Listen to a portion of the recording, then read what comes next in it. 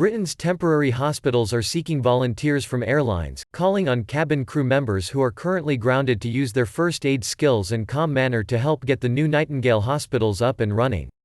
Ashley Brown, 23, will soon swap EasyJet's orange-trimmed grey suit and waistcoat for the blue plastic overalls of personal protective equipment after he signed up to help the National Health Service (NHS) fight coronavirus.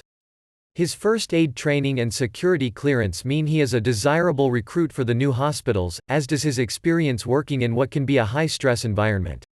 When you're at 38,000 feet in the air and something does go wrong, which isn't often, but obviously, medically, things do go wrong, you have to think on your feet, said Brown. Britain is building 3 new hospitals in London, Birmingham and Manchester, which it is naming after nursing pioneer Florence Nightingale, to cope with an expected surge in coronavirus patients, but it needs backup staff. EasyJet has written to 9,000 staff, and Virgin Atlantic to around 4,000, to ask them to consider volunteering at a time when they cannot do their day jobs because air travel has come to a standstill.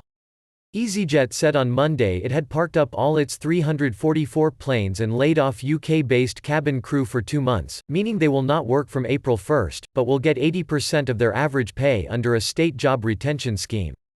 The NHS said volunteers would receive training and help doctors and nurses with changing beds and other non-clinical tasks.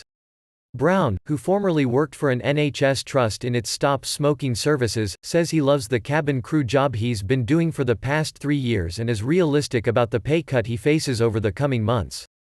It is what it is, at the end of the day.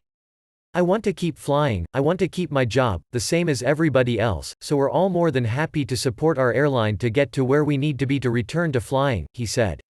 Asked about the risk of potentially being exposed to the virus by going into the new hospitals, he says the worry will be there in the back of his mind, but that's no different from his day job.